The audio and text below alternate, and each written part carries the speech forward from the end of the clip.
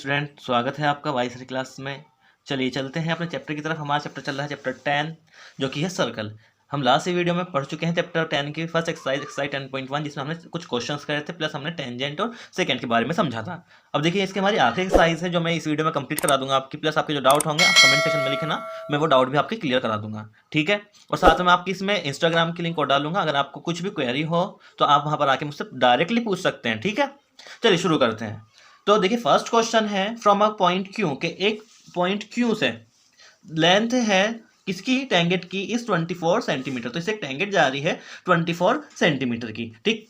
And the distance of Q from the centre is 25 centimetre. मतलब कि centre से लेकर जो इसका डिस्टेंस है वो 25 सेंटीमीटर है। The radius of circle is, तो सर्कल की जो रेडियस है मीन्स के ये कितनी है। देखो ध्यान से देखिए, आपको एक ट्राइंगल बन रहा है, राइट एंगल ट्राइंगल, और साथ में इसमें आपको दो साइड मिल गई, 24 सेंटीमीटर 25 सेंटीमीटर। मीन्स कि आपको थर्ड साइड निकालनी है, जिसका मतलब ये होता है कि आपको कौन सी ट्रिक अपनानी है इसमें, पाइथागोरस थ्योरम। जब दो साइड होती है और तीसरी पूछी जाती है, प्लस ये क्या बन रहा है, एक राइट एंगल बन रहा हो, तो हम वहां पर यूज करते हैं पाइथागोरस थ्योरम। चलिए तो हम लिखेंगे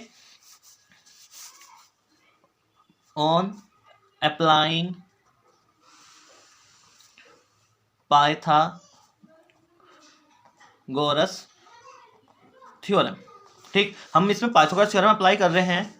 तो देखिए, हम सबसे पहले हाइपोटेनस क्या होती है, जो 90 डिग्री का एंगल है उसके सामने वाली जो साइड होती है वो हमारी हाइपोटेनस होती है। तो हाइपोटेनस आती है आपकी इस साइड, दैट के ओ क्यू का square is equal to P Q का स्क्वायर प्लस ओ पी का स्क्वायर। हमने लास्ट वीडियो में भी सीखा था कि पाइथागोरस थ्योरम क्या कहती है। ये कहती है कि जो हाइपोटेनस का स्क्वायर होता है वो इसके साइड के प्लस इसके बेस के सम के, सॉरी स्क्वायर के सम के इक्वल होता है, ठीक है।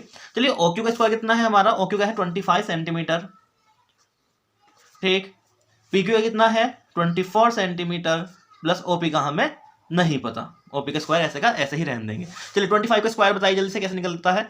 देखिए, अगर आपको स्क्वायर निकालने नहीं आते, इसका मतलब ये होता है कि 25 की मल्टीप्लाई कितनी बार हो रही है, 25 की मल्टीप्लाई 25 में 2 बार हो रही है, ठीक है। स्क्वायर बनना है ना, तो अब तो आप सिंपली कर सकते हैं ना, ठीक। चलिए देखिए, 25 का स्क्वायर होता है आपका 625 इज इक्वल टू 24 का स्क्वायर क्या आएगा 576 प्लस ओपी का स्क्वायर एज इट एज आ जाएगा। देखिए, हमें किसकी वैल्यू चाहिए, ओपी की चाहिए, तो ये इधर आएगा, तो हम लिखते हैं ओपी का स्क्वायर इज इक्वल टू, तो क्या हो जाएगी, थोड़ी इक्वेशन चेंज होगी, ये प्लस का है, इधर जाके सोचता है माइनस का होगा, तो 625 माइनस के 576।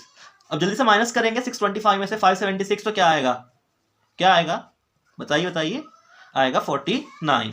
चलिए, ओपी का स्क्वायर, देखिए स्क्वायर है, क्या हो जाएगा, रूट चढ़ जाएगा, तो हम इस पर रूट चढ़ा देंगे 49। अच्छा, 49 किसका स्क्वायर रूट होता है, ये तो सभी को पता होगा, नॉर्मल सी बात है, ये होता है आपका 7 का। तो आंसर क्या हुआ आपका, आंसर हुआ 7 सेंटीमीटर। तो जो ये साइड है कितनी है, 7 सेंटीमीटर है, ठीक है।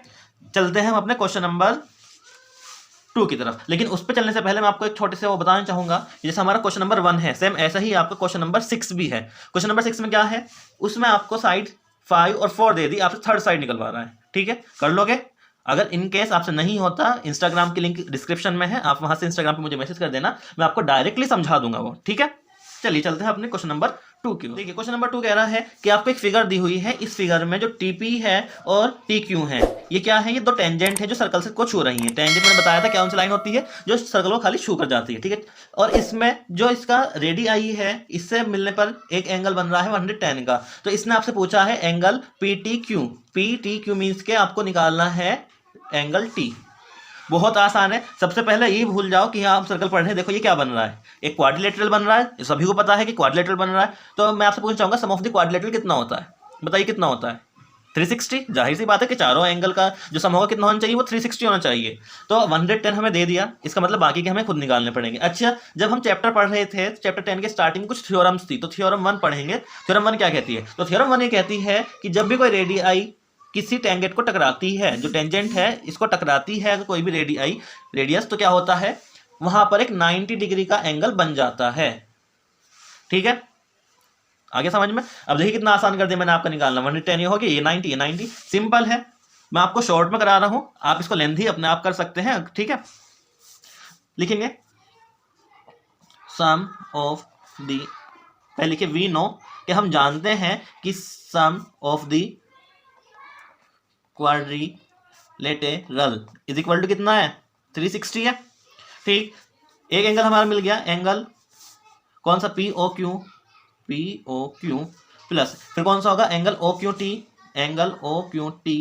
प्लस फिर एंगल क्या होगा क्यू टी पी प्लस फिर क्या बचा आपका टी पी ओ। तो angle T P O is equal to कितना होगा, इसका मतलब है कि 360 होगा। अब हमारे पास पी ओ क्यू है 110 है। ठीक है, प्लस ओ क्यू टी कितना है, ओ क्यू टी ये 90 का बन रहा है, इसका मतलब ये 90 का है, plus Q T P Q T P या पी टी क्यू वो हमें निकालना है, मतलब टी तो हमें निकालना ही है, तो ये ऐसे कैसे आएगा, हम सीधा लिख लीजिए angle P T Q plus T P O हमारा कितना है 90 है, तो इज इक्वल टू 360। यहां तक कोई दिक्कत नहीं होगी मुझे पता है। 90 कितने हो गए 180 हो गए, 180 ऑन एंड 110 कितने बैठेंगे बताइए। ठीक है, देखिए कितने होते हैं 290 plus angle P T Q is equal to 360।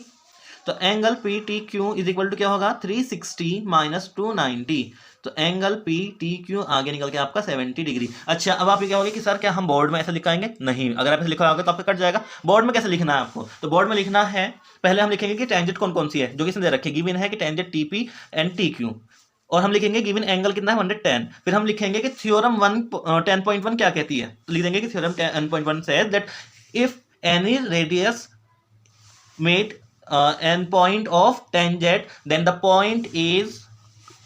The angle of point is 90 degree. ठीक, इतना लिख देंगे और आपका 90 डिग्री का ही दिखा दिया आपने। एंड देन जब हम फिर सेम ऐसे ही सम ऑफ द ये नहीं लिखना आपको, इसके बाद में हमें खाली 4 पॉइंट फाइंड करना, आपको यहाँ से लिखना स्टार्ट करना फिर। ठीक है, इतना लिखने के बाद ओके, आगे समझ में। चलिए चलते हैं हम अपने नेक्स्ट क्वेश्चन की तरफ, लेकिन उसमें चलने से पहले जो आपको क्वेश्चन नंबर 3 है वो बिल्कुल सेम ऐसा ही है। उसमें क्या है, उसमें आपको इतना ही दे रखा है, लेकिन इस बार जो नेक्स्ट क्वेश्चन है 3 में आपका ये हाफ कर दिया, मतलब कि जो आंसर आएगा वो आपको हाफ करना पड़ेगा। 70 है तो वो कितना होगा फिर 35। तो ऐसे ही वहां पर जो निकल कर आएगा वो आपको क्या करना है, उसका हाफ करना है। क्वेश्चन नंबर 7, ठीक है, क्वेश्चन नंबर 7 कह रहा है कि जो 2 कॉन्सेंट्रिक सर्कल, देखिए सर 2 कॉन्सेंट्रिक का मतलब ये होता है कि एक ही मिड पॉइंट के ऊपर बने हुए जो सर्कल्स है वो कॉन्सेंट्रिक में आते हैं। ठीक है, तो 2 सर्कल हैं ये, एक की रेडियस जो है वो 5 सेंटीमीटर है और एक की है 3 सेंटीमीटर। तो आपको जो कॉर्ड है ये इसकी लेंथ फाइंड करनी है। ठीक है, जो कि टच करके जा रही है किसको, एक स्मॉलर सर्कल को। ठीक है, वैसे तो ये कॉर्ड है किसके लिए, बड़े सर्कल के लिए, लेकिन छोटे सर्कल के लिए क्या है, ये टेंजेंट है। ठीक है, तो देखिए बहुत सिंपल है, ये आपको कितने दे रखा है, ये 3 सेंटीमीटर है, जो छोटा सर्कल है स्मॉलर सर्कल उसकी रेडियस बड़े की कितनी है, बड़े की है आपकी 5 सेंटीमीटर। ठीक है, तो बस सिंपल है, थर्ड साइड निकालनी है आपको, फिर से हम पाइथागोरस थ्योरम लगा देंगे इसमें, लेकिन थोड़ा सा चेंज है क्योंकि इसने आपसे पूरे की लेंथ पूछी है। चलिए पहले हम इतने की निकालते हैं, बाकी कितने की अपने आप आ जाएगी, क्योंकि देखिए मिड पॉइंट है इसका, जितने की ये होगी इतने की ये होगी, इसे प्लस करना पड़ेगा हमें। चलिए जल्दी से करना स्टार्ट करते हैं। ठीक है, तो ऑन अप्लाइंग पाइथागोरस थ्योरम, ठीक है, पाइथागोरस थ्योरम लगाने पर ये एक राइट एंगल ट्राइंगल है। चलिए, तो हाइपोटेन्यूज का ये 90 डिग्री का, इसके सामने वाली साइड हाइपोटेन्यूज होगी, तो ओपी का स्क्वायर इज इक्वल टू कितना होगा, ओ ए का स्क्वायर प्लस ए पी का स्क्वायर। ठीक, ओपी कितना है आपका, ओपी है आपका 5 सेंटीमीटर।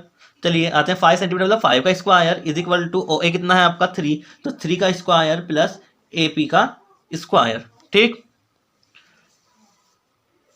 ओके, तो देखिए 5 का स्क्वायर का मतलब कितना है 25 is equal to 9 plus A P का स्क्वायर।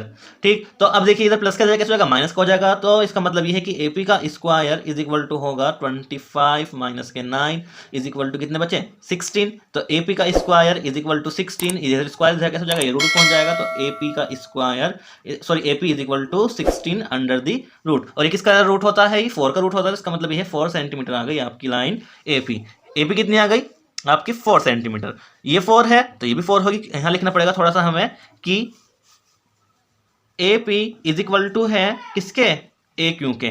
ठीक है, तो ए पी अगर कितनी है 4 है, तो इसका मतलब ये है कि ए क्यू भी कितनी होगी 4 होगी। ठीक, तो अब हमें पी क्यू निकालनी है, तो लिखेंगे length of P Q is equal to कितनी होगी, A P plus A Q. A P कितना है 4, ये कितना है 4, इसका मतलब ये हुआ कि आगे आपका 8 सेंटीमीटर। लिख देंगे आंसर में कि the length of the chord is 8 centimetre.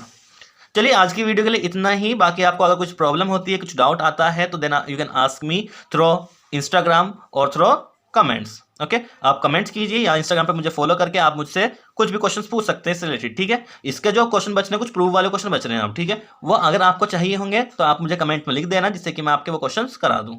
ठीक है, नहीं तो आप क्या करना, आप मेरी इंस्टाग्राम की आईडी पर आना और मुझसे पर्सनली वो क्वेश्चन समझ सकते हैं आप। चलिए आज के लिए इतना ही। Have a nice day to all of you. Thank you.